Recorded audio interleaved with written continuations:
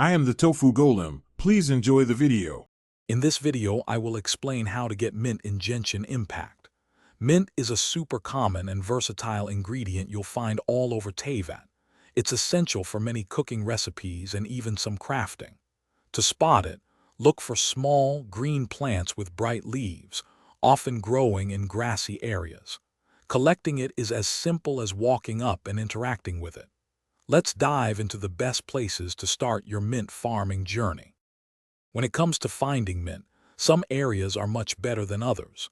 Starfell Valley in Mondstadt is a fantastic starting point, with numerous mint plants scattered throughout. The Stormbearer Mountains are another excellent location to stock up. Don't forget to explore general grassy areas and near trees in any region you visit. Mint tends to thrive in these environments. Keep an eye out, and you'll quickly gather a good supply.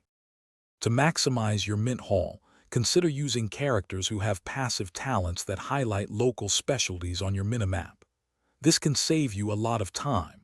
Try to integrate mint collection into your daily artifact or material farming routes.